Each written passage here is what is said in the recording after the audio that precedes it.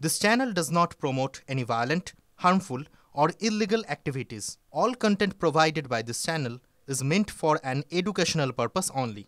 এই মুহূর্তে সরাসরি নজর রাখবো ময়দানে ইসকনের উল্টো রথের প্রস্তুতি সরেজমিনে মুখ্যমন্ত্রী মমতা বন্দ্যোপাধ্যায়। দেখাচ্ছি সেই ছবি আপনাদের।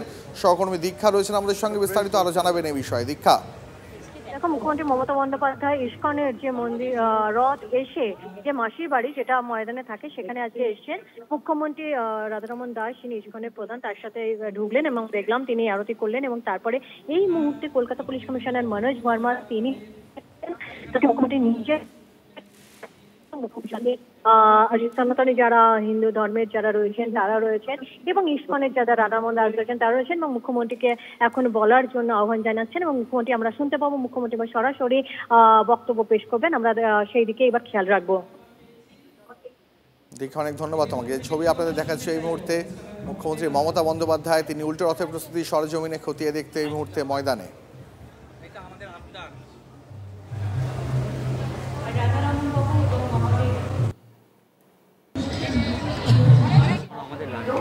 যারা এসছেন, আগেও এসছেন, আজকেও এসছেন, সোজারথও এসছেন, উল্টোরথও আসবেন, সবাইকে অনেক অনেক শুভ নন্দন জানাচ্ছি। আমিও সোজারথে আসতে পারিনি বলে, কারণ আমি যেহেতু প্রথম আমাদের রথযাত্রা হচ্ছে জগন্নাথ ধামে দীঘায়, তাই সেখানে আমরা ছিলাম বলে আসতে পারিনি বলেই আজকে আমার এখানে দর্শন করতে আসা। আপনারা উল্টোরথ ভালো করে শান্তিপূর্ণভাবে করুন। আপনাদের সকলের জন্য অনেক শুভেচ্ছা রইল। জগন্নাথ দেবের কাছে আমাদের একটাই কথা, তার মন্ত্র অনুযায়ী ওম নীলাচল নিবাসায় নিত্যায় পরমর্দনে বলভদ্র সুভদ্রামং জগন্নাথায় তে নমঃ তে নমঃ তে নমঃ জগন্নাথায় তে নমঃ। জগন্নাথ দেব জগতের পিতা, সবাইকে শান্তি দিক, স্বস্তি দিক, শক্তি দিক, ভক্তি দিক, বিপদ থেকে মুক্তি দিক, সম্পদ থেকে রক্ষা করুন, এই জগৎকে ধারণ করুন। ভালো থাকুন, সকলে সুস্থ থাকুন, সুন্দর থাকুন।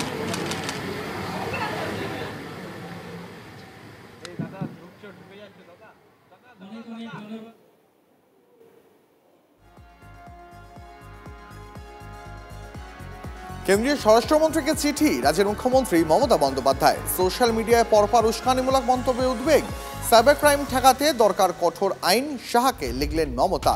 ডিজিটাল প্ল্যাটফর্মের অপব্যবহার হচ্ছে, সাম্প্রদায়িক সম্প্রীতি নষ্টের চেষ্টা হচ্ছে সোশ্যাল মিডিয়ায়, দ্রুত পদক্ষেপের আর্জি জানিয়ে অমিত শাহকে চিঠি মমতা বন্দ্যোপাধ্যায়ের।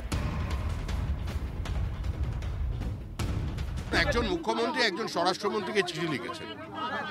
যদি এরকম কোনো ফেক নিউজ ছড়ানো হয় তাহলে নিঃসন্দেহে যেখানে অমিত শাহের কিছু করার আছে উনি করবেন। এটা তো একটা যুক্তরাষ্ট্র পরিকাঠামোর মধ্যে বিষয়, সব এর মধ্যে আমি রাজনীতি টানবো কেন? তবে ফেক নিউজ কারা ছড়ায়, কিভাবে ছড়ায়, বাংলার মানুষ জানে। নার্সিংহোমে গন্ডগোলের জন্য কৌস্তব বাগচিকে আইনি নোটিশ পাঠালো পুলিশ। আগামীকাল বেলা 11টার মধ্যে ব্যারাকপুর পুলিশ কমিশনারেটের অফিসে হাজিরার নির্দেশ দেওয়া হয়েছে। 1 জুলাই ব্যারাকপুরের একটি নার্সিংহোমে রোগী মৃত্যুকে ঘিরে উত্তেজনা তৈরি হয়। আঙুল লুচিয়ে হুমকি দিতে দেখা যায় বিজেপি নেতা কৌস্তব বাগচিকে। কর্তব্যরত অবস্থায় চিকিৎসকদের সঙ্গে অশালীন ব্যবহার, হুমকি এবং নির্যাতনের অভিযোগে আইনি নোটিশ।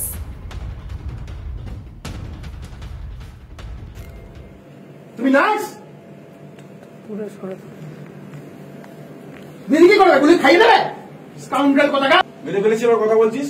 আমি অক্সিজেন খুলতে বলিনি স্যার। তাহলে অক্সিজেনটা তো তুমি, তাহলে অক্সিজেন তুমি আরে, তাই তো? তোমার কথা অনুযায়ী তুমি আরে, রেসপন্সিবিলিটি লাইজ উইথ ইউ, তাই তো? Responsibility lies with you. তোমার বাবা নয়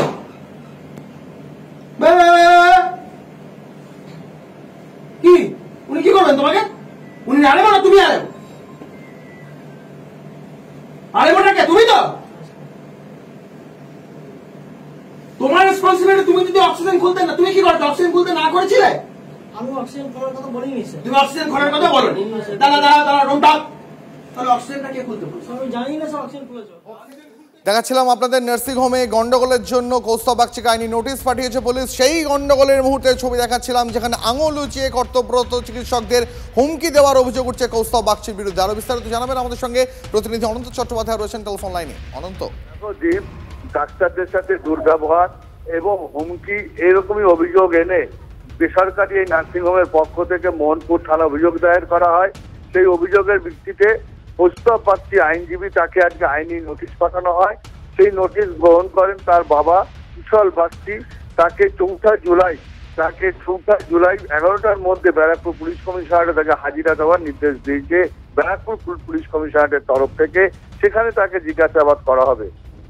বেশ, অনন্ত অনেক ধন্যবাদ। কি জানিয়েছেন কৌস্তব বাগচির বাবা কুশল বাগচি, শোনাবো আপনাদের। এ বললো এই চিঠিটা রিসিভ করুন, আমি চিঠিটা রিসিভ করে দিলাম ওনাকে। হ্যাঁ, আর তো কিছু কথা হয়নি ওদের সঙ্গে। কতজন মিলে এসেছিল পুলিশ? ওরা টিটাগড় থানা থেকে একজন আর সিভিলে 2জন। আমি চিঠিটা পড়লাম, কি লেখা আছে তাতে লেখা আছে ওই যে 4 তারিখ মানে আগামীকাল দেখা করার জন্য। কোথায় কোথায়? ওই মোহনপুরে। থেকে অভ্যস্ত হয়ে গেছে। আর এসব প্রতিবাদী চরিত্রের বাড়িতে পুলিশের বাড়িতে কারো বাড়ি যাবে?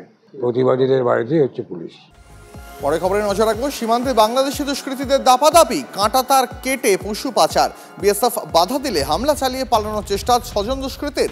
বিএসএফ এর গুলিতে 1 জন নিহত, আহত বেশ কয়েকজন। মালদার হবিপুর ভারত বাংলাদেশ সীমান্ত এলাকার ঘটনা। মৃতের নাম ইব্রাহিম শেখ, বাড়ি বাংলাদেশের গোমস্তাপুরে। দেহ উদ্ধার করে পুলিশের হাতে তুলে দিয়েছে বিএসএফ।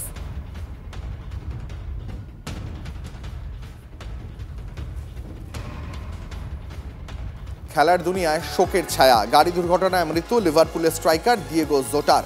স্পেনের রাস্তায় ভয়াবহ গাড়ি দুর্ঘটনায় মৃত্যু হয়েছে এই তারকা ফুটবলারের। গাড়িতে ছিলেন তার ভাইও। মাত্র 10 দিন আগে বিয়ে করেছিলেন এই পর্তুগিজ ফুটবলার। গত মরশুমে লিভারপুলের হয়ে প্রিমিয়ার লিগ চ্যাম্পিয়ন হয়েছিলেন।